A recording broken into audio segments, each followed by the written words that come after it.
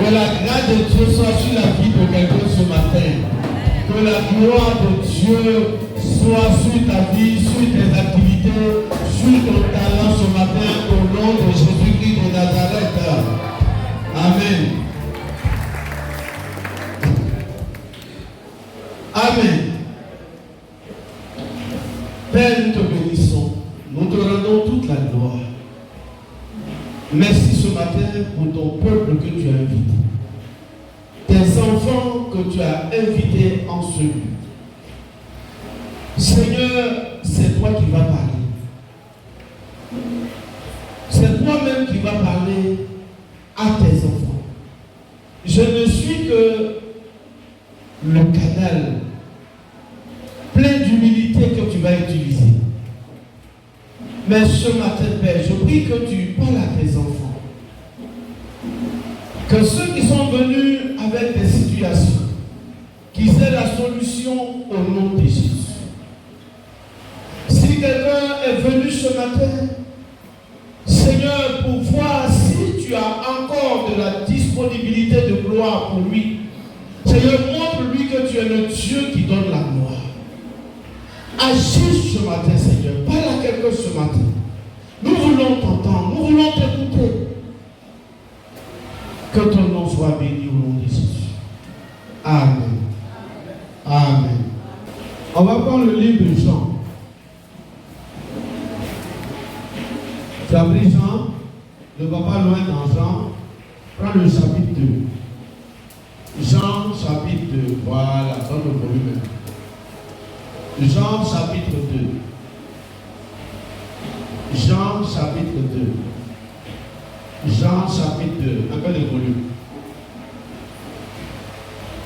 Jean chapitre 2. Diminue un peu. Voilà, on va voir le micro, c'est bon comme ça. On va voir le micro, on va donner à l'évangéliste Mimi. Il va nous lire ce texte, Jean chapitre 2, du verset 1 au verset 11. Il faut suivre ce matin attentivement. Si tu as un bic, si tu as ton cahier, il faut les sortir du moins. Et ce matin, Dieu va te faire du bien. Amen. Jean chapitre 2, oui. Verset 1 à 11. 3 jours après, il y eut des noces à Cana, en Galilée. La mère de Jésus était là. Et Jésus fut aussi invité aux noces avec ses disciples. Le vin ayant manqué, la mère de Jésus lui dit, ils n'ont plus de vin. Jésus lui répondit, femme, qu'y a-t-il entre moi et toi? Mon heure n'est pas encore venue. Sa mère dit au serviteur, fais ce qu'il vous dira. Or, il y avait là 6 vases de pierre destinés aux purifications des Juifs et contenant chacun d'eux ou 3 mesures. Jésus leur dit, remplissez d'eau ces vases, et il les remplit jusqu'au bord. Puisez maintenant, leur dit-il, et portez-en à l'ordonnateur du repas. Et ils emportèrent. Quand l'ordonnateur du repas eut goûté l'eau changée en vin, ne sachant d'où venait ce vin, tandis que les serviteurs qui avaient puisé l'eau le savaient bien, il appela l'époux et lui dit, tout homme sert d'abord le bon vin, puis le moins bon après qu'on s'est enivré. Toi, tu as gardé le bon vin jusqu'à présent. Tel fut à Cana en Galilée le premier des miracles que fit Jésus. Il manifesta sa gloire et ses disciples crurent en lui. Alléluia. Est-ce que tu peux acclamer pour la parole du Seigneur?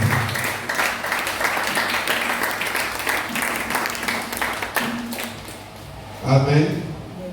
Le verset 11. Julien, tu peux le relire, le verset 11. Plus fort aussi. Le verset 11. Tel fut à Cana en Galilée. Parle un peu fort. Tel fut en Cana.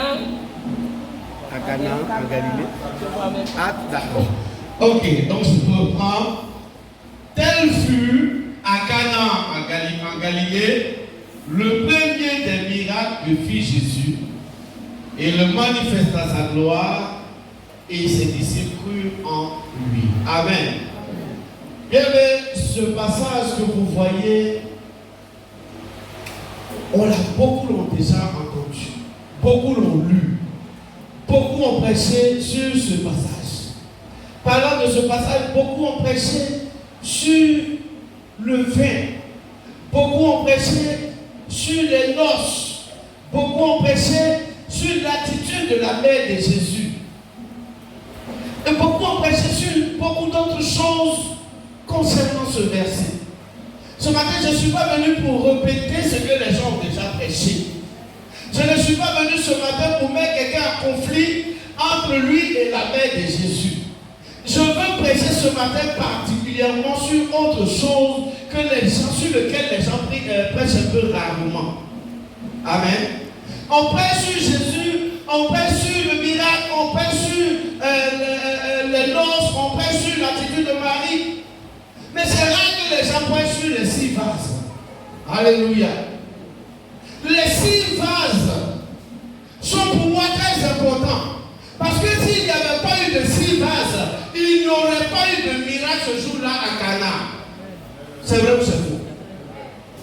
Donc en réalité, on prêche sur tout ce qui se passe autour, mais on ne prêche pas souvent sur ces vases.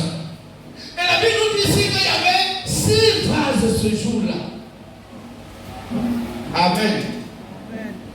Et celui qui présente la situation se fait réel. C'est l'apôtre Jean. C'est l'évangéliste de Jean. Je peux même me permettre de dire sans risque de me tromper que c'est le prophète de Jean. Alléluia. Jean a une manière particulière de présenter Jésus. Les 4 évangiles, nous les connaissons, les fondateurs ou les écrivains de ces évangiles, on les connaît. Il y a qui est qui? Aidez-moi rapidement. Il y a Matthieu, il y a Marc, il y a Luc et il y a Jean. Les 3 premiers, Matthieu, Marc et Luc, ont une manière de présenter Jésus qui n'est pas la manière que Jean utilise. Les 3 premiers présentent Jésus comme le fils de Marie, le fils de Dieu descendu sur terre. Mais Jean présente Jésus comme étant la parole faite chair. Est-ce que quelqu'un me suit ce matin? Jean présente Jésus comme la parole qui était au commencement de la vie.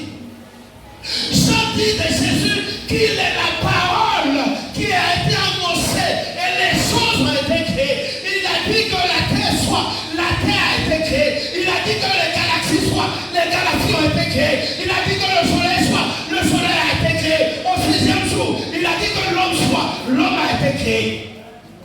Amen. Amen.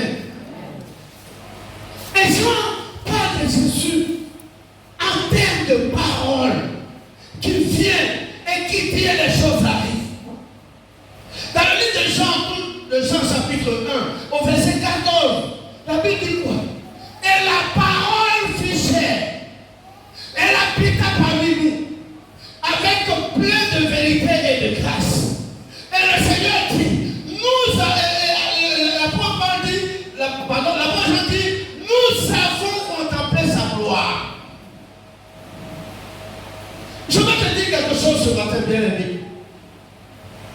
Il y a eu des temps où il y a la prophétie dans ta vie, mais il y a aussi des temps où les gens verront la gloire de la prophétie sur ta vie. On dirait que tu ne m'as pas entendu. Il y a eu des prophéties qui ont été annoncées sur ta vie, des paroles qui ont été dites sur ta vie, mais jamais tu n'as encore vu la manifestation de la gloire de ces paroles. Mais ce matin, je veux t'annoncer que tu ne vas pas t'asseoir seulement sur des prophéties, mais Dieu va permettre que ces prophéties s'accomplissent et que tout le monde découvre la gloire de ces prophéties dans ta vie. Donnez-moi un choix, Seigneur. Alléluia. Vous savez, dans la vie ici, tu t'arrêtes aux prophéties et qu'on ne voit pas la manifestation, qu'on ne contemple pas cette gloire de Dieu dans ta vie, les choses n'avancent pas. Frère, je vais te donner un exemple pour que tu comprennes mieux.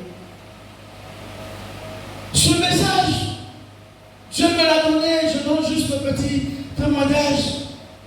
J'étais à mon bureau le jeudi et un frère vient me voir. Il dit, pasteur, vraiment plus pour moi, c'est un problème. Je dis, bon, mais quel est ton problème pour qu'on puisse prier?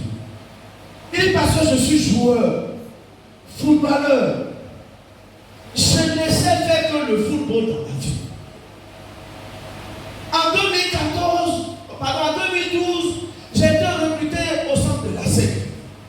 Mais j'ai eu une double fracture.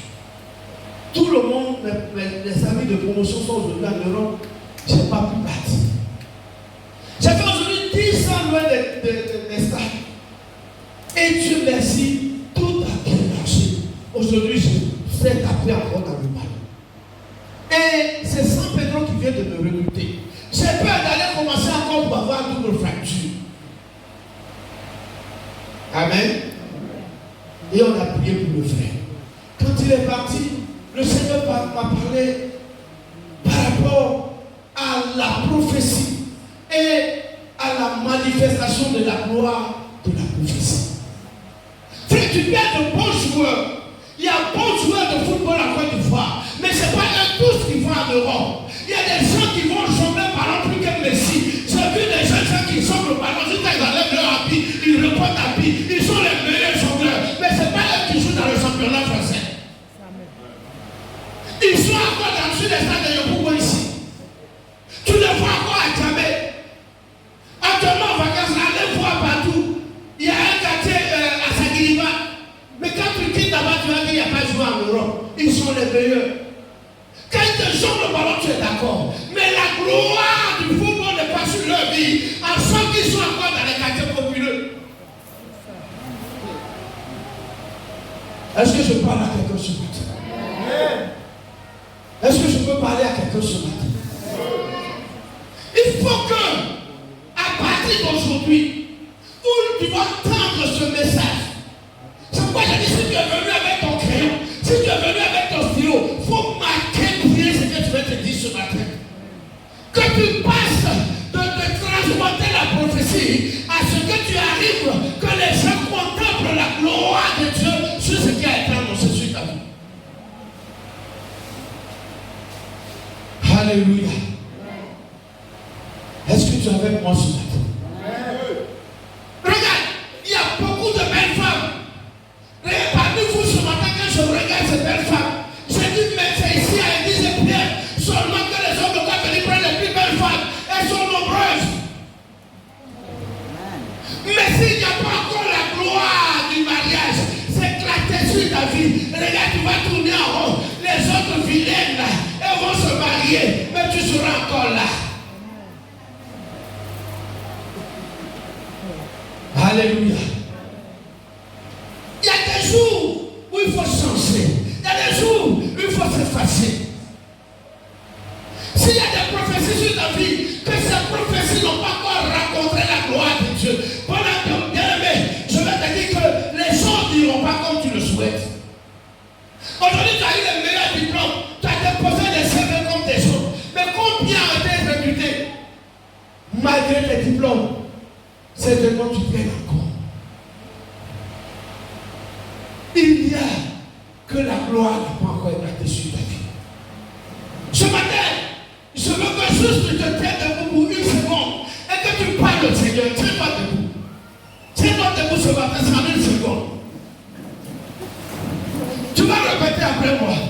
Oh Seigneur! Oh Seigneur! Oh Seigneur! Oh Seigneur! Fais éclater ta gloire dans ma vie. Fais éclater ta gloire sur mes activités. Fais éclater ta gloire sur mes talents. Fais éclater ta gloire sur ma beauté.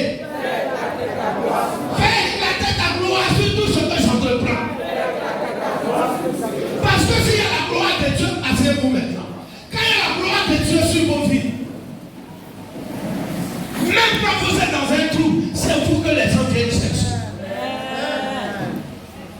Alléluia. Et la Bible dit, c'était le premier miracle que Jésus. Il faut me donner le temps à aujourd'hui là. Je vais parler de mon sens. Et la Bible dit, c'était le premier miracle que Jésus fit à Canaan. Et les disciples l'ont suivi. Bien aimé, il y a eu, quand vous voyez un peu dans la Genèse, l'homme a péché. Et le livre de Romains chapitre 3 verset 23 dit quoi? Car tous ont péché et sont privés de la gloire de Dieu, n'est-ce pas? Car tous ont péché et sont privés de la gloire de Dieu. Et l'homme, depuis le jardin d'Éden, s'est séparé de la gloire de Dieu. Et c'était difficile. C'était l'une des rares souffrances de l'homme, l'absence de la gloire de Dieu sur sa vie. Mais quand Jésus revient, il va vouloir rétablir cette gloire. Pourquoi? Parce que Jésus, Dieu à la création dit, j'ai créé l'homme semblable à moi. Parce qu'en réalité, tu dois être semblable à Dieu. Être semblable à Dieu, c'est être rayonnant comme Dieu. Et comme il n'y a pas la gloire, Jésus va venir, afin d'avancer. Déjà, le tout premier miracle qu'il va faire, c'est de rétablir ta gloire. C'est de rétablir ta gloire. Et bien aimé, Jésus est venu pour rétablir cette gloire que tu as perdue dans le jardin d'Éden. Lorsque Romains 3, 23 dit, tous ont péché et sont privés de la gloire. Ce matin, sache une chose, Jésus n'est pas mort pour rien. Il est revenu. Le premier miracle qu'il a entamé, c'est en vue de ramener la gloire à toi. Ce matin, je t'annonce que tu reçois la gloire de Dieu. Tu reçois la gloire de Dieu. Jésus est venu rétablir ta gloire dans ta vie. Toi qui penses que tes choses ne marchent pas et elles ne marcheront peut-être jamais. Ce matin, j'ai la bonne nouvelle pour toi. C'est que la gloire que tu as perdue, Dieu est venu ce matin. Et le premier miracle qu'il va faire ce matin, avant 10 heures, avant midi, c'est de rétablir sa gloire dans ta vie. Parce que tu as besoin de la gloire de Dieu pour avancer. Alléluia. Donc Dieu est venu rétablir la gloire. Regardez par exemple. Tu es là, ou du moins, regarde quand il y a une télévision.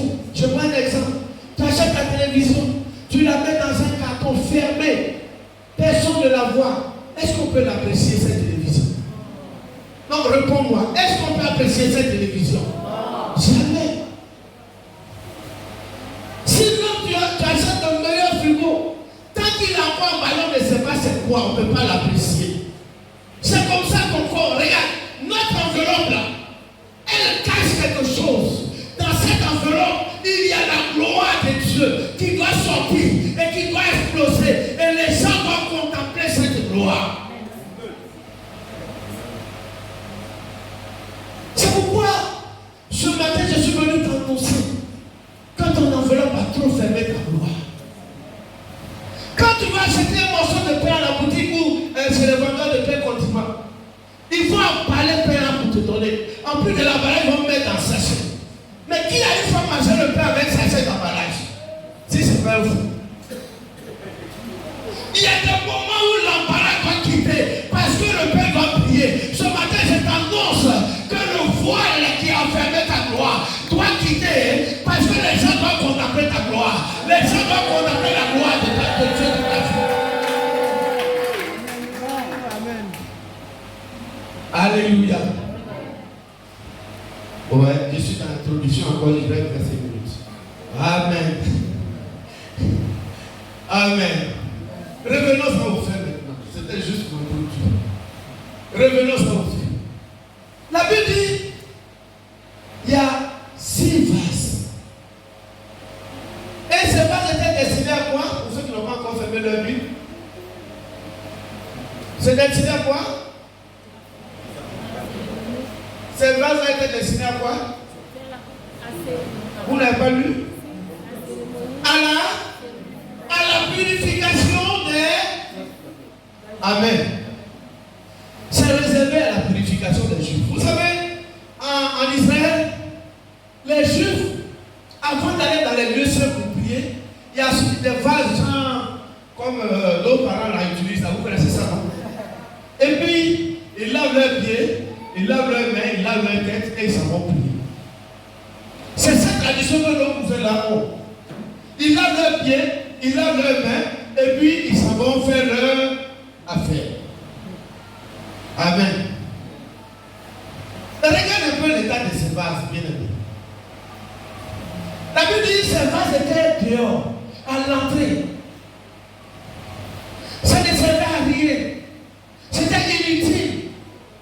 Les gens voyaient ces vases comme le néant.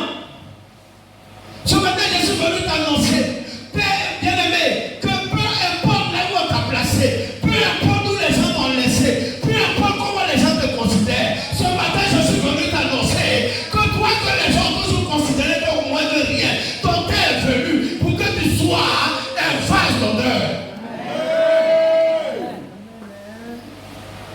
Les gens ne s'occupaient pas de ce vase. Ces 6 vases étaient des vases qui n'avaient pas de sens. Certainement dans ta famille, on te prend pour jouer au ballon. Mais il y a un jour, et ce jour est arrivé, où Dieu va te révéler et la gloire va exploser dans ta vie. Et les gens vont contempler la gloire. Amen. Regarde, j'imagine la scène. Les gens là, les organisateurs de la fête, ils prennent les outres remplis de vin, d'huile, c'est rempli et puis ils viennent, ils prennent ça, ils lavent leurs pieds, ils lavent leur tête et ils ont les vraies outres sous le bras. Les outres qu'ils considèrent. Certainement, si ces outres avaient la bouche pour parler, ils vont s'adresser au vase pour dire vous là, vous n'êtes rien, nous on s'en va au palais. On sera sur la table d'honneur tout de suite. Et il y a des autres qu'on a transportés pour mettre sur la table d'honneur. Mais il y a eu un moment où le vin est arrivé à manquer. Eh bien aimé, quand le vin arrive à manquer, il faut qu'on revienne. C'est toi qu'on a considéré comme moins de rien. Je t'annonce que le temps est arrivé. Toi on a considéré comme un zéro, tu vas devenir un héros. Parce que Dieu prend les vases inutiles pour servir ce qui est bon.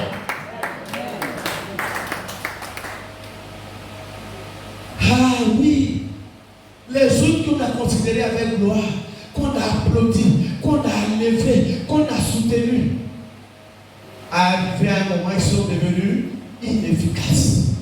Et c'est toi que l'on va courir les choses. C'est pourquoi la Bible dit, la pierre qu'ont rejeté les bâtisseurs sera la principale de l'angle. Alléluia. Or ce matin, si les gens t'ont rejeté, je veux te dire la vérité. Les vases qui ont été rejetés, ce sont ces vases qu'on a recouru pour pouvoir organiser la fête.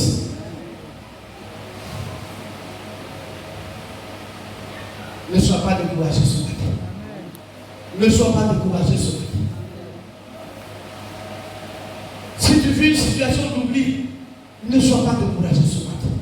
Si tu vis une situation de délaissement, ne sois pas découragé ce matin.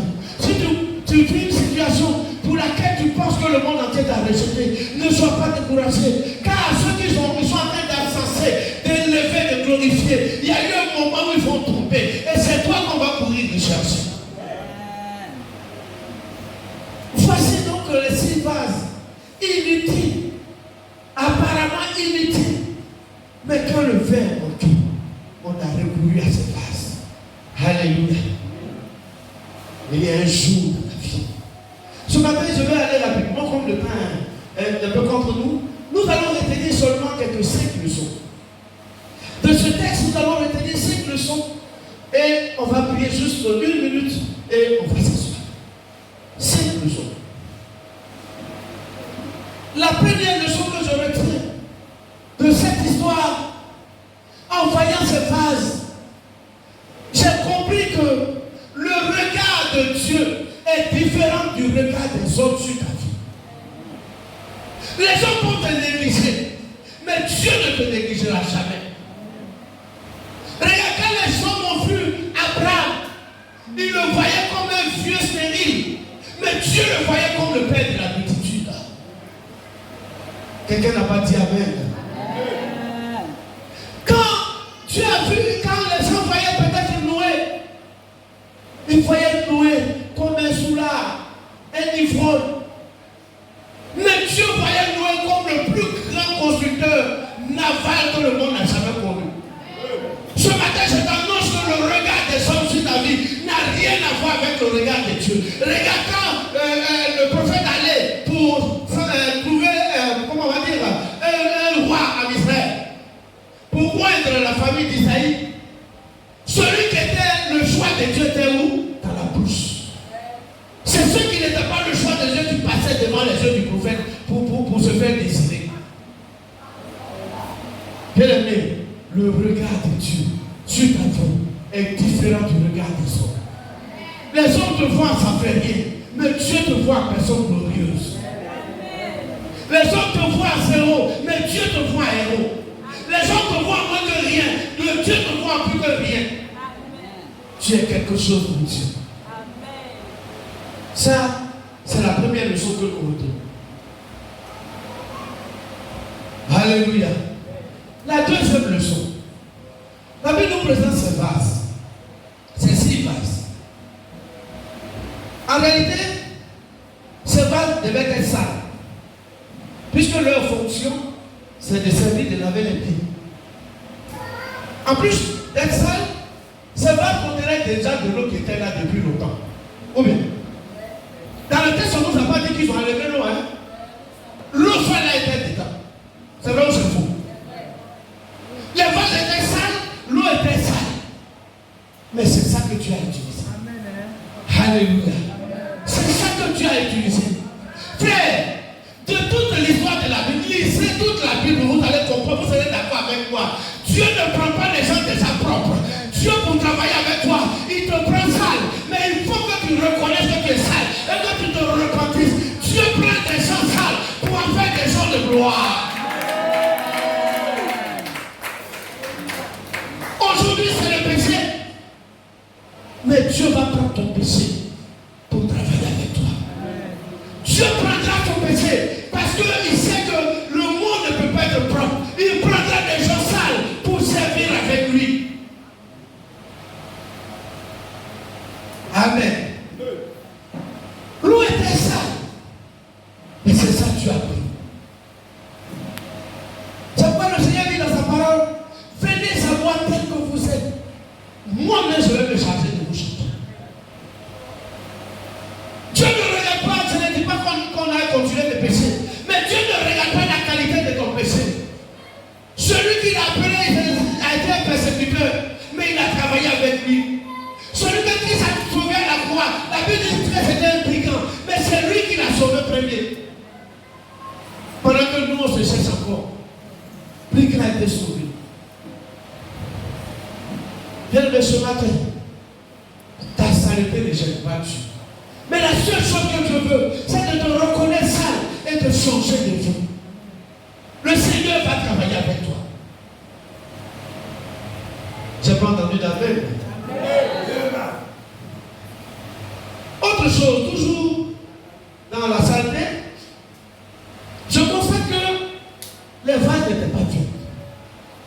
Il y avait déjà de l'eau, on l'a dit, c'est déjà ça. Mais regardez un peu. Dieu ne travaille pas avec quelqu'un qui est vide.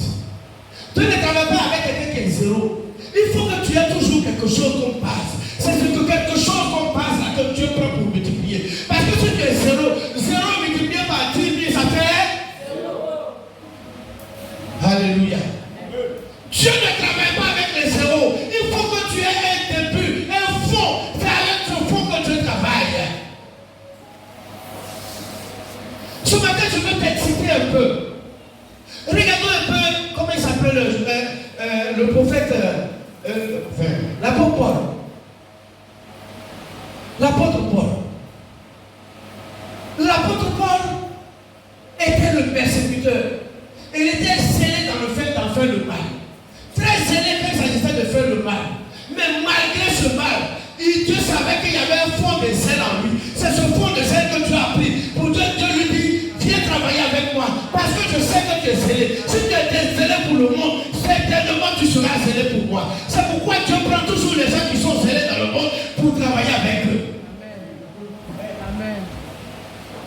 Je connais un pasteur ou comment on va appeler, un archibishop, un cardinal. Je ne sais pas. Mais dans le passé, il était célèbre pour chanter à Dana. Quoi là? Vous savez de qui je parle? Vous connaissez un peu ces chansons-là pour les doyens ici? Merci mon frère. Il était célèbre pour remplir les salles pour le diable. C'est pourquoi Dieu l'a pris. Il dit quand tu es célèbre pour le diable, tu peux être célèbre pour quoi? Viens travailler avec moi. Aujourd'hui, son église est l'une des églises les plus remplies d'habitants. Et je vais même plus loin. Quand on cite les meilleurs, les pasteurs les plus riches de ce pays, il fait partie. Dieu ne travaille pas avec nous. C'est pas je veux te dire une chose qui va te choquer. Si dans le monde quelqu'un est paresseux, si tu viens à Jésus, si tu veux faire le bishop des bishops, il y aura toujours 3 personnes dans ton église. Parce que Dieu ne travaille pas avec 0. Il faut exceller. Il y a des gens tellement ils sont inutiles dans la maison de Dieu. Ou du moins ils sont inutiles dans le monde. Satan même lui dit, tu es trop inutile dans mon royaume, quitte. Va chez les chrétiens là-bas, tu vas être inutile là-bas, c'est pas grave. Mais quitte mon royaume. Tellement tu es inutile. Dieu ne travaille pas avec 0. Il faut qu'il y ait un fond de volonté en toi. Un fond de volonté, de zèle, de détermination avec toi. C'est à partir de cet instant que Dieu pourra travailler avec toi. Les vases n'étaient pas vides. Si c'était vide, Jésus n'allait rien mettre dedans. Parce que 0 fois 0 égale 0, 0 fois 1000 égale 0. Alléluia. Je suis en train d'ouvrir les voies de ta gloire ce matin. Je veux t'annoncer, si tu veux rentrer vraiment dans la gloire de Dieu, il ne faut pas être 0. Parce que Dieu ne travaille pas avec 0. Le 0 multiplié par combien les mathématiciens ils sont forts. Ils ont tout fait pour que 0 la multiplie par des milliards, il est toujours égal à 0. Alléluia. Gloire à Jésus. Est-ce que je parle à quelqu'un ce matin? Je veux que tu sois zélé pour le Seigneur. Je veux que tu sois zélé pour Dieu. Et c'est en ce moment que Dieu va voir son intérêt. Pour pas voir ton nom, tu vas toujours donner ton intérêt et Dieu ne voit pas lui-même son intérêt. Il faut que tu sois zélé pour Dieu. Quand Dieu voit son intérêt en toi, quand il voit un fond en toi, quand il voit un début de zèle à toi, Dieu travaillera avec toi pour te rendre encore plus grand. Alléluia. Bien-aimé, je te le dis ce matin, marque dans le papier comme dans un écrit. C'est dit aujourd'hui là, si on dit va faire photo avec le pasteur, tu as dit je vais faire quoi avec cette photo là. Mais d'ici quelques années, tu vas me chercher pour vouloir faire photo avec moi. Pourquoi? Parce que Dieu va utiliser le petit dépôt qui est à moi pour me lever dans les nations. Et je prie le Seigneur que le dépôt qui se trouve en toi, que Dieu l'utilise pour te lever, que Dieu l'utilise pour se glorifier dans ta vie. Alléluia. Quand aussi tu es malade, la fais photo là en même temps. Là, quand on va discuter avec toi demain, tu as dit ça, mais ça c'était en 2002. Quand il commençait. Alléluia. C'était la deuxième remarque, deuxième leçon. Non, c'est la deuxième leçon à 2 parties. Voilà, ça dit première, c'était la saleté. Et deuxième, c'était moitié plus. La troisième leçon. Donc si tu veux, quand tu prends note, la deuxième leçon là, il y a 2 sous-titres dedans. Merci pasteur. Dieu ne travaille pas avec 0, et puis Dieu travaille avec la saleté. Voilà. Maintenant 3. Voyez toujours. Il y avait l'eau. Ce n'était pas rempli. Mais Dieu, Jésus va mettre autre mot. L'eau que Jésus mène, frères et sœurs, je veux te dire que c'est l'eau de la parole de Dieu dans la vie. Regarde, ce que je veux que tu comprennes, c'est que l'eau naturelle qui est en toi, mélangée avec l'eau de Dieu qui est la parole de Dieu, il y a un miracle qui s'opère dans ta vie. C'est pourquoi ne laisse pas la parole de Dieu, n'abandonne pas la parole de Dieu. Sois toujours avec celui qui fouille dans la Bible, parce que c'est la parole que Dieu va faire prendre pour accomplir de grandes choses. Alléluia. C'est pourquoi je dis Jean est un évangéliste au plus. L'histoire des Canaan, si vous voulez fouiller les autres évangiles, vous n'allez jamais trouver ça. Cette histoire dont je vous parle, Jean a eu cette spécialité d'en parler. Pourquoi? Parce qu'il sait que c'est la parole qui déclenche. Et la parole de Dieu est avec toi ce matin. La parole de Dieu qui est l'eau de Dieu. C'est cette eau qui va croiser l'eau naturelle qui est en toi. Les deux vont se mélanger et ça va produire un boom dans ta vie. Amen. Alléluia.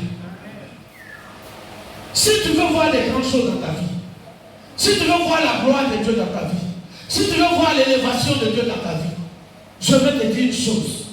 Ne néglige pas la parole de Dieu. Ce matin, j'avais envie de poser la question.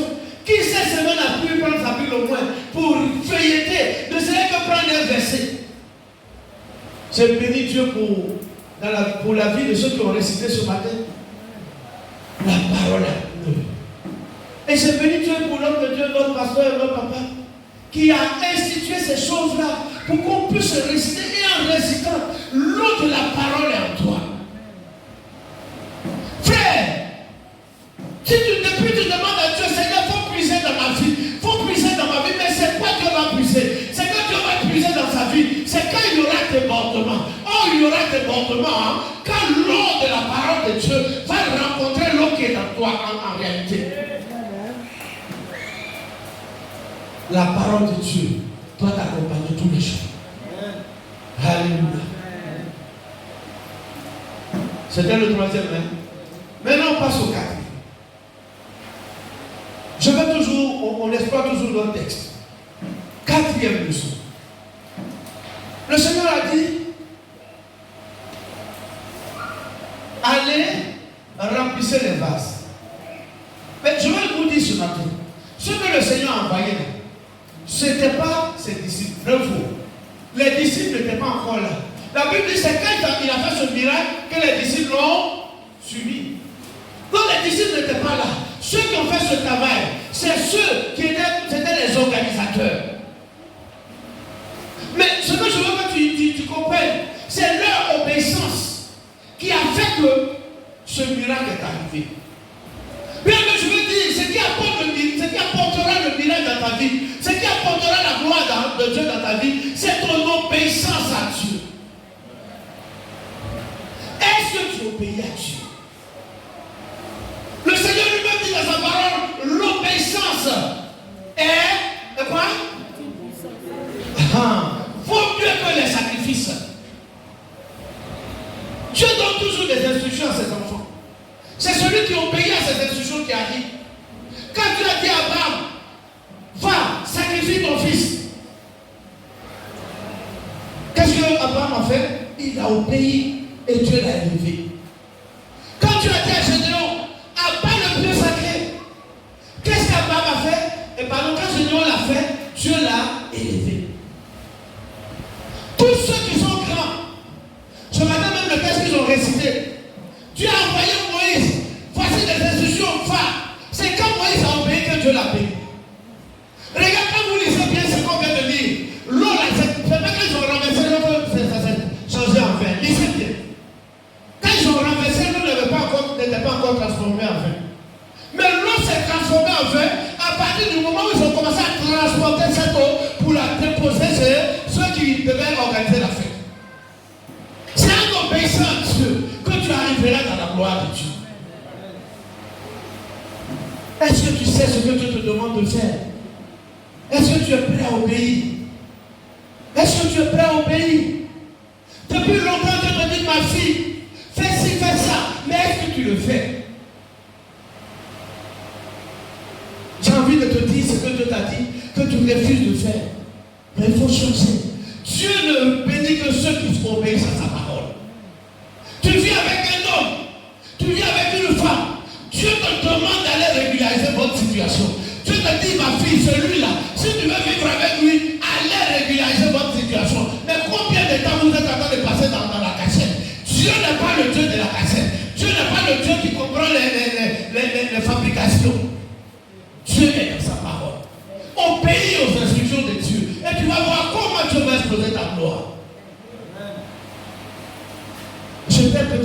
toi. Je souffrais terriblement en Abidjan. Je vais terminer peut-être par ça tout à l'heure. Je n'arrivais pas à payer ma maison. Mais parce que je n'avais pas obéi à la foi de Dieu dans ma vie.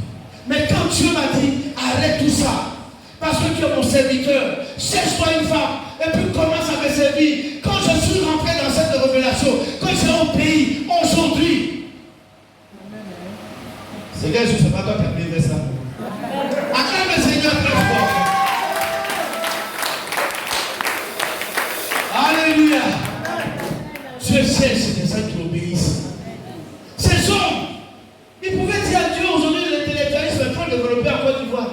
Si ce sont nos hommes de grandeur en Côte d'Ivoire, ils ont dit, mais toi Jésus, tu as la foutaise. Ça c'est l'eau moins qu'à transporter. On dit que c'est moi qui a manqué. On n'a pas dit que c'est l'eau qui a manqué. Pourquoi tu vas me faire transporter l'eau cadeau? Toi, il faut transporter ton eau. On aime trop raisonner avec Dieu. On raisonne trop avec Dieu. Dieu te dit quelque chose, un peu peut le faire. Mais on ne peut pas obéir et on veut le résultat. C'est quel résultat même? Regarde Jonas, vous connaissez l'histoire, on a lu l'histoire de Jonas. Dieu a dit, va, il dit, fais mon travail. Qu'est-ce qu'il a fait? Il va à Tarsis. Qu'est-ce qui lui est arrivé? Puis ils ont forcé sur la route. Et où? Dans la bouche d'un poisson, dans le ventre d'un poisson. Ce matin, je veux te dire que ce que Dieu t'a demandé de faire, obéis aux instructions de Dieu. Obéis aux instructions de Dieu. Je répète encore, obéis aux instructions de Dieu. Tu vas voir la gloire de Dieu dans ta vie. Alléluia. Il me reste 4 minutes. Amen. Dernière chose. Cinquième, je crois c'est la cinquième leçon que nous retenons. Il y a une chose qui m'a marqué dans l'histoire. La Bible dit, ceux qui ont transporté le vin n'ont pas bu le vin. Vous n'avez pas vu ça? Ceux qui ont transporté le vin, ils n'ont pas bu aussi.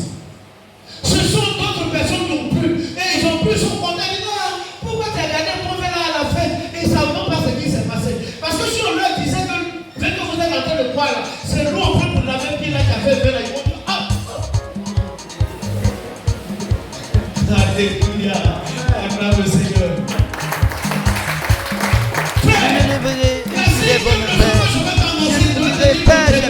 C'est que ceux qui transportent la gloire dans ta vie, ceux qui transportent ta destinée, c'est pas ceux qui vont goûter à ta destinée. Ce matin, je suis en train de me poser pour parler de ta gloire.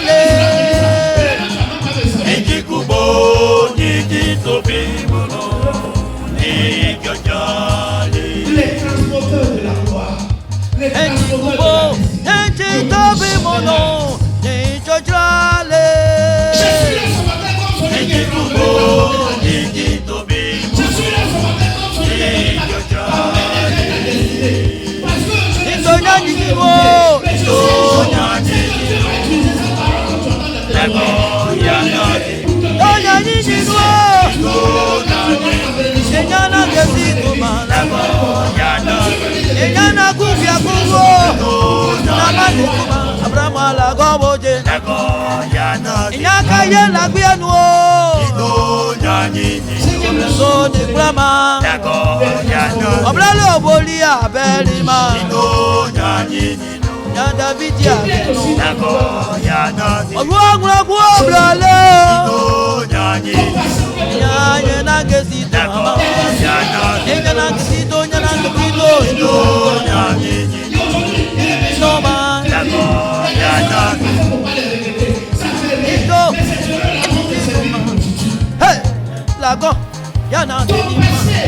Abraham alago, Israël alago, nyani no nyani no lago, nyani.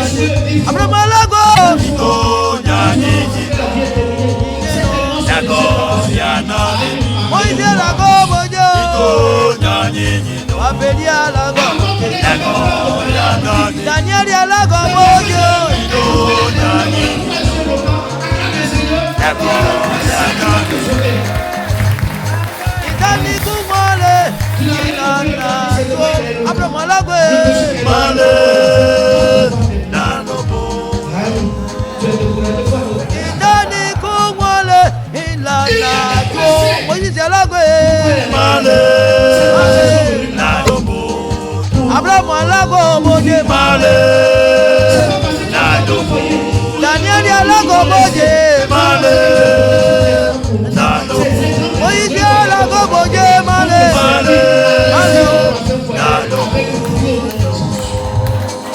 Sibe. Bremleo. Atabajina. Amunya nyinyi muna gediyo. Amande na chile. Mema mande na bojina. Mande na bojina. Mande na bojina. Mande na bojina. Mande na bojina. Eh. Na panglo. Si je suis la prière, je dis moi-même si je suis devant aujourd'hui encore une fois. Ma maison coûtait 2000 francs au lycée seulement, je ne peux pas payer. Itani kumwale inana cho Abraham alago male nado. Itani kumwale inana cho Moïse alago male nado bodo. Indo yanyi chinuma inuma alago yana de Abraham alago bodo yanyi.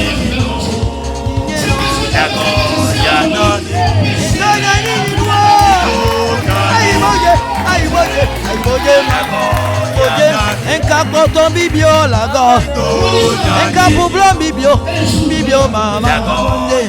Namaniko maido.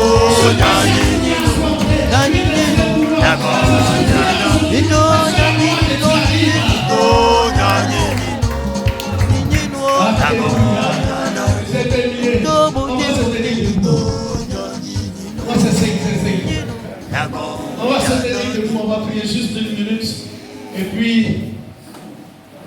alléluia.